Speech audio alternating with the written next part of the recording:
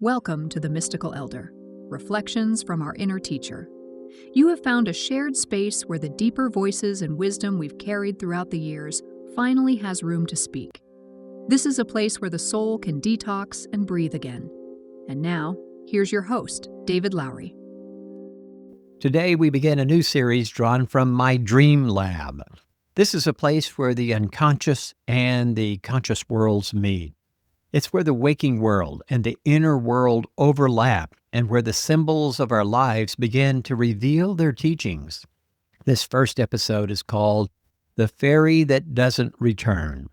And it's about those seasons when life carries us across a threshold and then asks us to stay there a bit longer than we expected. It's about the in-between places, the places where transformation happens quietly, slowly, and deeply.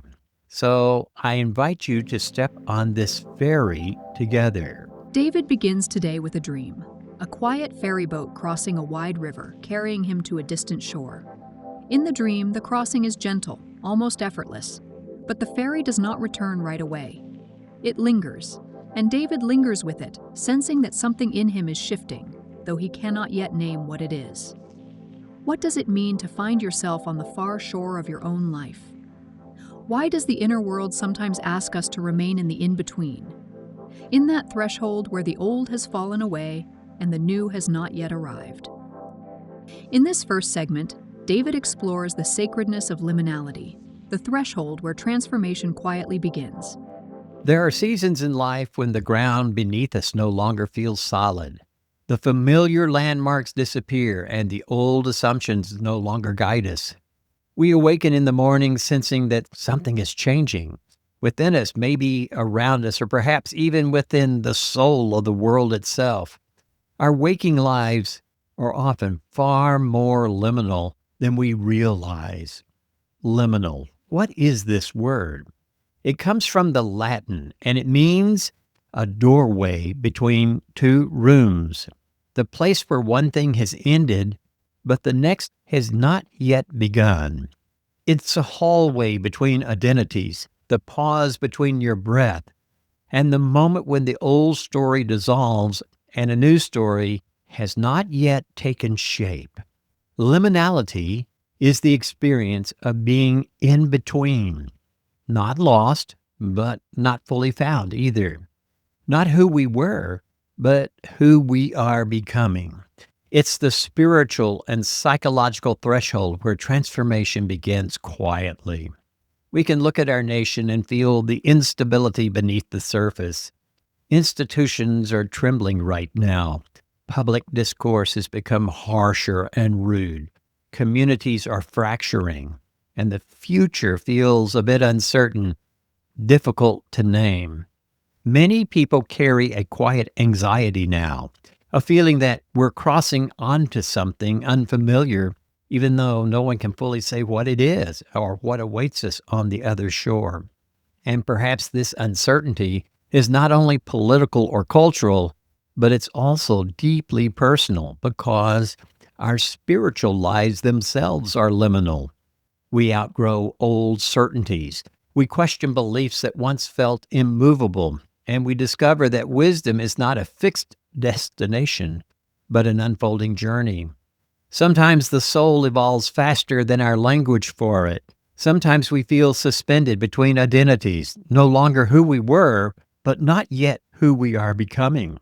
Our relationships enter liminal spaces. Our work changes. Our bodies change. Our health changes. Economic realities shift beneath us. Dreams dissolve and reform.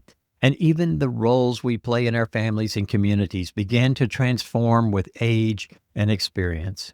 We're headed somewhere, but we don't know fully where that is. And this not knowing can feel unsettling, chaotic, maybe a bit tender and vulnerable. Yet the ancient traditions understood something modern culture often forgets. The liminal life is not a meaningless confusion. It's an initiation. It's the crossing place. And this brings me to the dream from the Dream Lab. I wrote about a ferry boat. Nothing grand, Nothing mystical, just a vessel moving quietly across a river.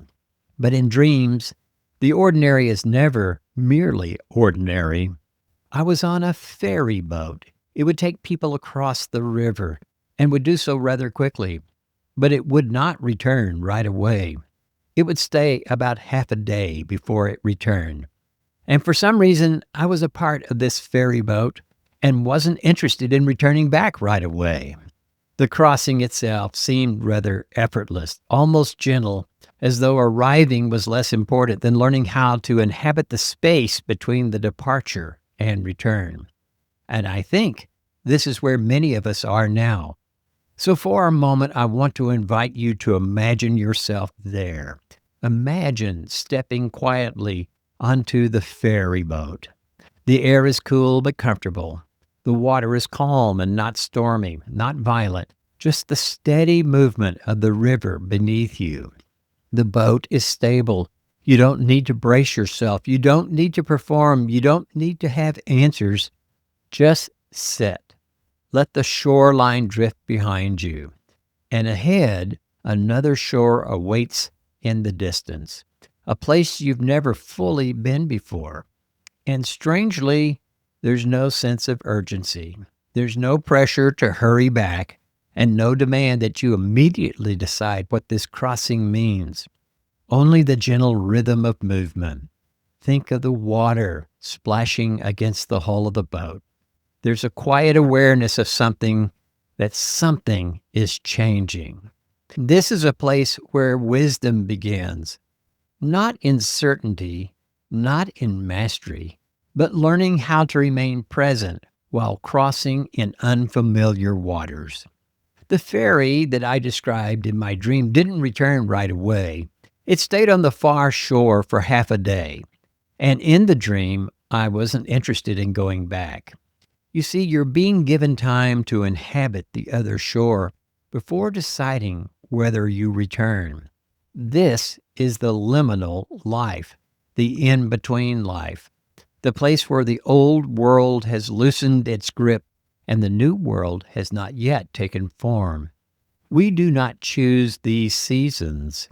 The liminal seasons choose us, and although they may feel uncertain, they may also be holy.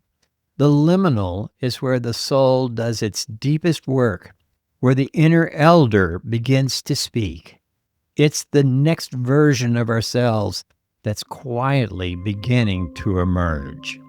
In the next segment, David reflects on the art of lingering, on why the soul sometimes asks us to remain on the far shore long enough for insight to settle, for identity to soften, and for wisdom to take root. This is a meditation on the slow work of transformation. Sometimes the soul changes direction in an instant, but the integration, that's going to take some time. The ferry in my dreams stayed far ashore for half a day, a full cycle of light and a full cycle of shadow, a full cycle of simply being with what had been discovered. This is our soul's way of saying, don't rush back to who you were. Stay here long enough to become what you're becoming. We live in a culture that has almost forgotten how to linger. Everything urges us forward. They want us to respond quickly, recover quickly, decide quickly, and to move on quickly. Even spirituality can become hurried and reduced to techniques and productivity, optimization, or the endless search for the next insight. But the spiritual life, the deeper life, refuses to be rushed. The soul moves more like seasons than machines. The seed does not break open because we pressure it, and water doesn't become clear just because we stir it. Wisdom does not emerge because we demand immediate answers. Some truths can only be understood slowly. And there are questions in life that cannot be solved intellectually. You have to live into them. Questions like, what am I becoming now? What must I release? What part of me is dying? What deeper life is trying to emerge? What is this restlessness in our culture asking of me? Why does a dream linger in my thoughts days later?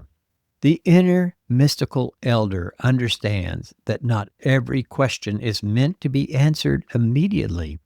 You're supposed to live with them, because some questions are doorways, and the doorway itself is the path.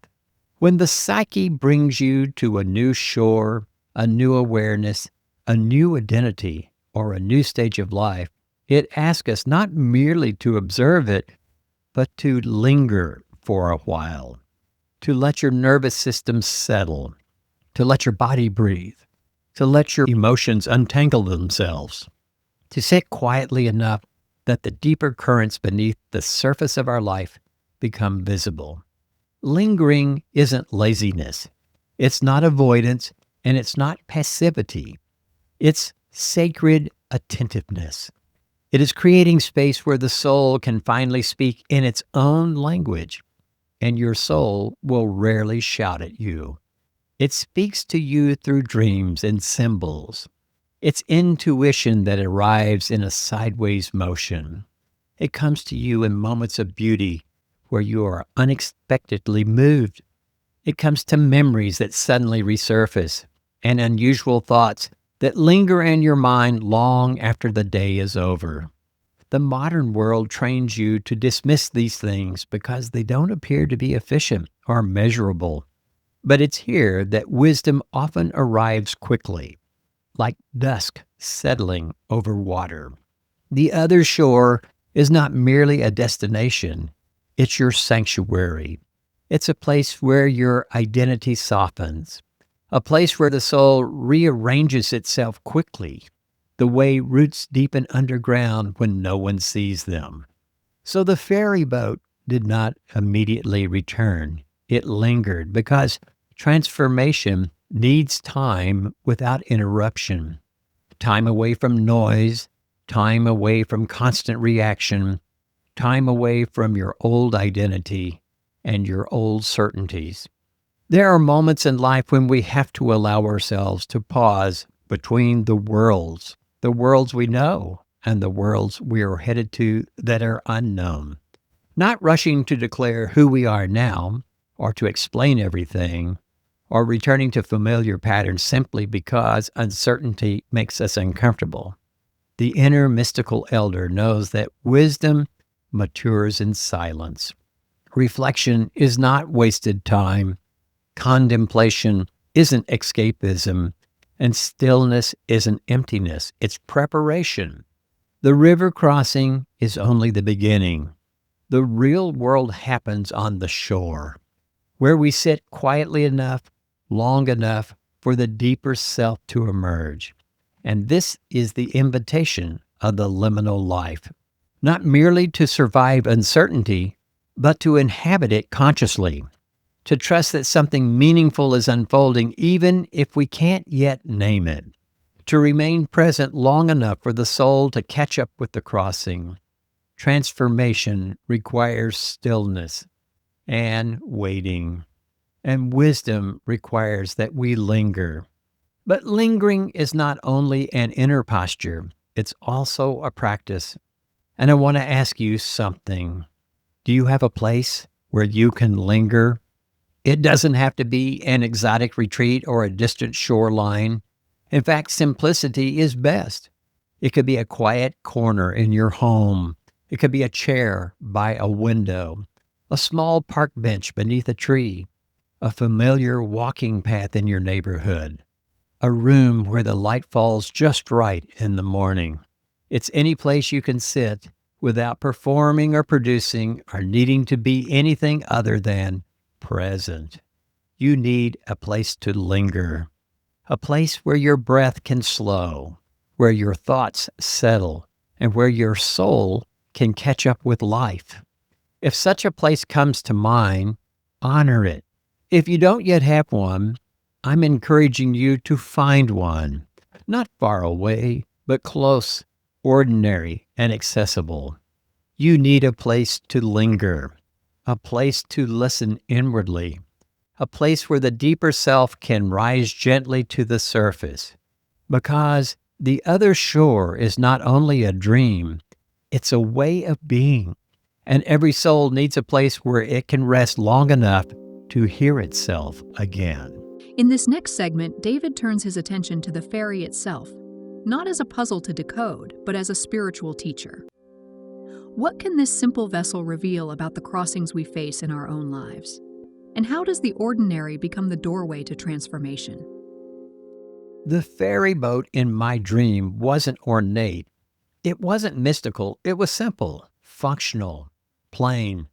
And that's the teaching. Most of our spiritual crossings do not arrive wrapped in sacred language. They don't announce themselves with thunder or revelation or with trumpets. Most of the time, transformation enters disguised as ordinary life. You go to the doctor and hear a difficult diagnosis. Maybe it's a heart attack that suddenly divides your life into before and after. Maybe your body doesn't move the way it once did, or a marriage that ended after years of familiarity. Your children grow up and move away, or you lose a job that strips away the identity you had built for yourselves over the decade. You retire, grief, loneliness. These are also ferry boats. And often we don't get to choose when we board them. Life simply arrives one morning and says, it's time to cross. And this can feel deeply unfair at first because you loved your stability and the continuity and the control you had over your life. We want to remain on the familiar shore where everything made sense and we know who we are. But the soul has its own movement, its own season, its own tides, its own mysterious intelligence. And sometimes the crossings we resist the most becomes the very crossings that will enlarge you. The ferry boat is the part of life that knows how to move from one state to the other. It carries us when our old identity can no longer hold the weight of who we are becoming.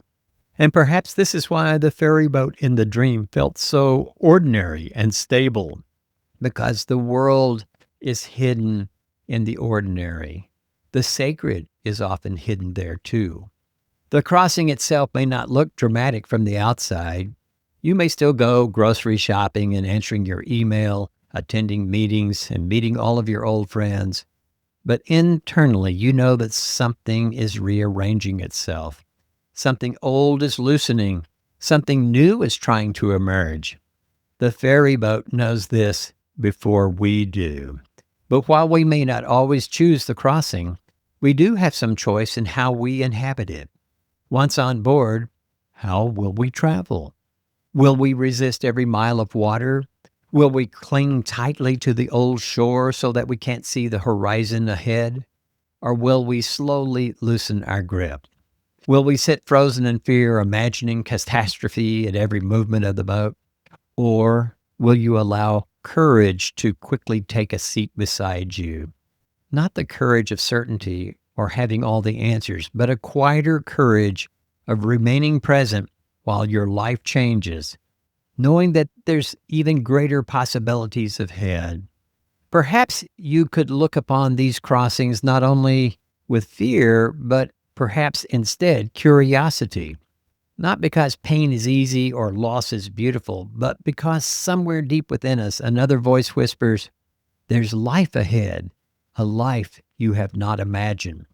Your mystical inner elder knows this. The inner elder knows that every crossing contains both grief and an invitation. You must leave something behind, but something else is going to be possible.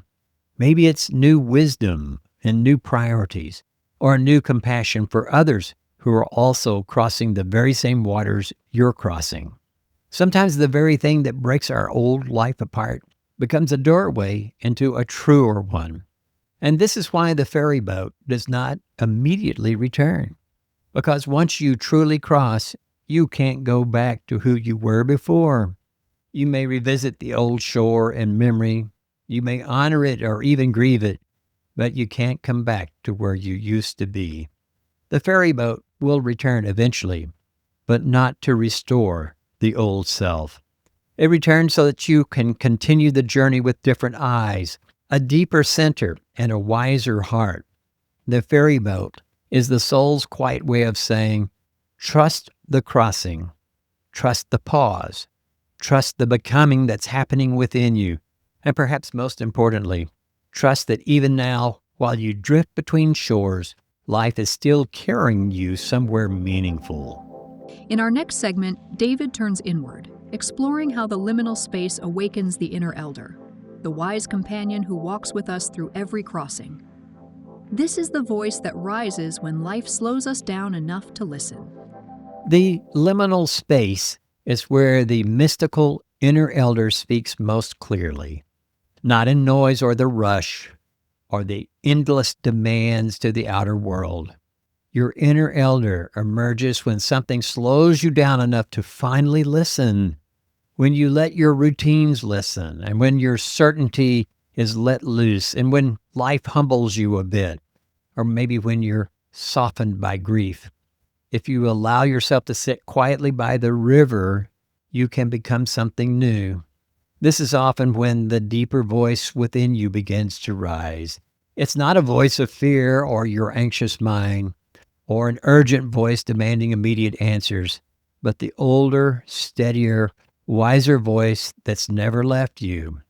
It feels strangely ancient and deeply intimate at the same time, because your mystical inner elder is not something outside of you. It's not a role you perform or an age or accumulated information that you've obtained over the years.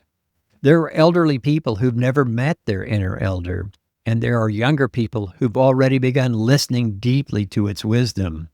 The inner elder is the ancient center within you that recognizes life as sacred, interconnected, and unfolding through mystery.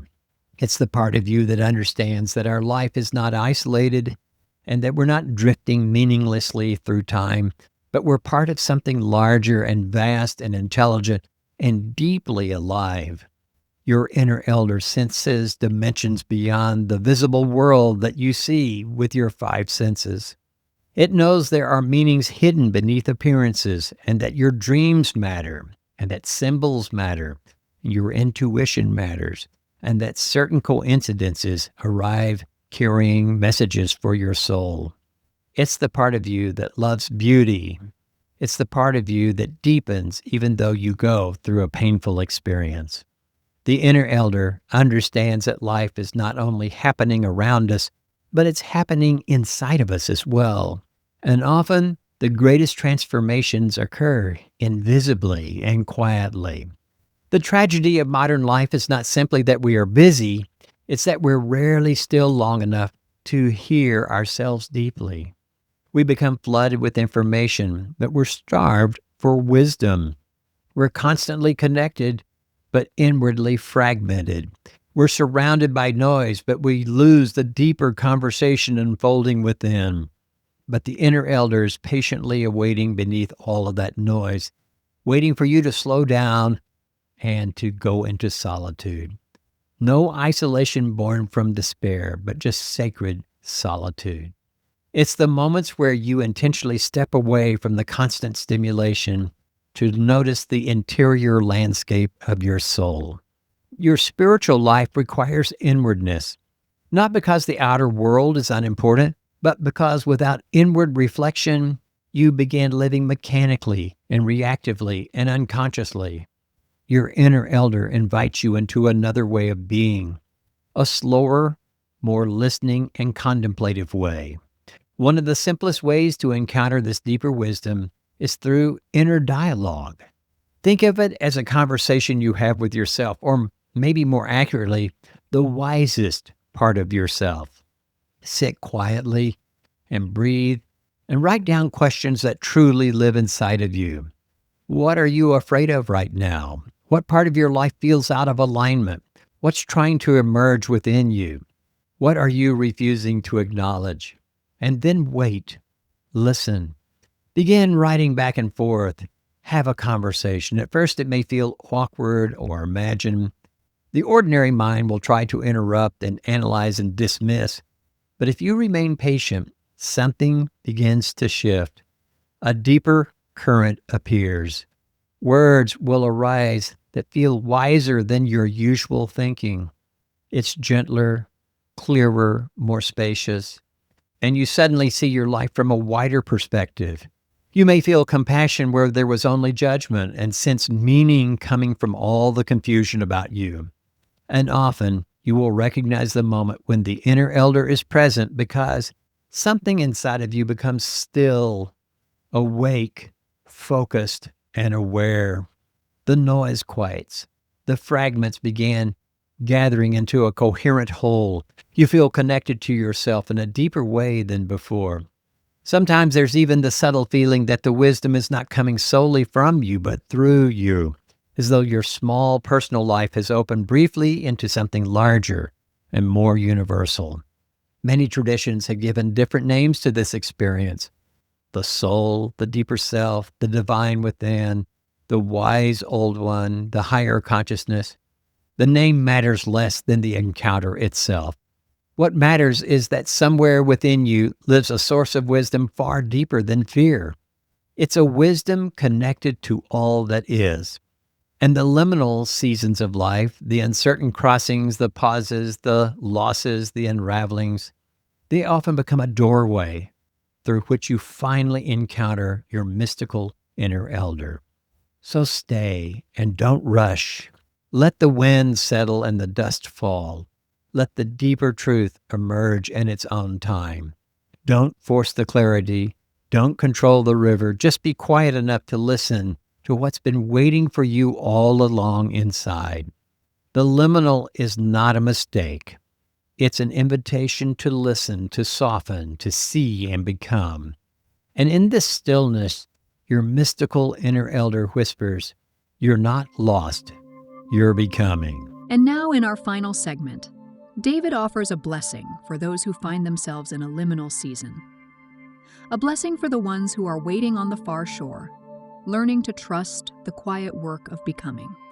If you are in a season of transition, if you feel suspended between worlds, if you sense that something in you has crossed but you don't know what it means, let me offer you this blessing. May you trust the ferry boat that carried you. May you honor the shore you've arrived at. May you resist the urge to rush back to what is familiar. May you linger long enough to be changed. May you discover the in-between is not a void, but a womb where you become. May you feel the presence of your inner elder, steady, patient, and unhurried. May you learn to breathe again. May you learn to listen again and trust again. And when the time comes to return, may you not return to your old life, but to the next life that is awaiting you. You're not behind. You're not late. You're not lost. You are becoming. Thank you for joining us today on The Mystical Elder. If you are in a liminal season, let this episode remind you that the shore is not a place of exile, but a place of formation. In our next episode, we'll explore the figure of Brother Thomas, the inner twin that walks with us through these crossings. Until then, may you walk gently, breathe deeply, and trust the wisdom that rises from within.